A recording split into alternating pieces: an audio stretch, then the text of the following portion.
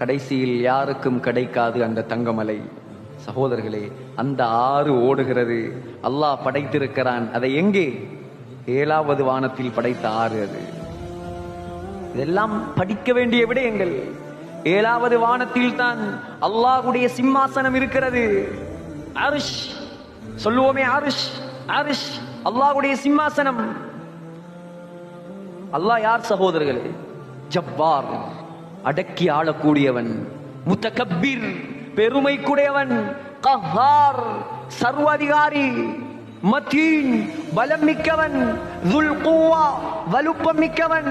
காதிர், ஆற்றல் மிக்கவன். உலகத்துல ஒரு நாட்டை ஆண்டு கொண்டு பெருமை அடிக்கிறான். வெறுமனே ஒரு நாடு. புரூன் என்ற ஒரு நாடு இருக்கு, தெரியுமா உங்களுக்கு? புரூன்.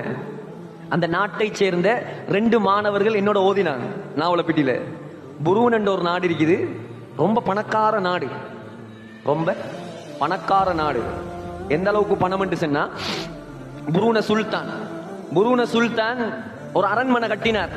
அந்த அரண்மனைக்கு பிளேன் போட்டது ஸ்ரீலங்கா ஆர்கிடெக்ட். மினுவாங்கொடையில் இருக்கிறார், சந்திச்சோம் அவரை. அந்த அரண்மனைக்கு பிளேன் போட்டது யாரு? ஸ்ரீலங்கா ஆர்கிடெக்ட். அந்த அரண்மனைக்கு ரூம்ஸ் எத்தனை தெரியுமா? 700 ரூம். ஒரு குட்டி நாட்டு மன்னனுடைய நிலைமை.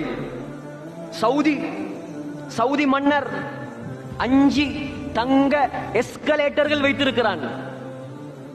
சொர்க்கத்துக்கு போகல. அதுல இதெல்லாம் பார்த்து நம்ம ஏமாந்துடக்கூடாது.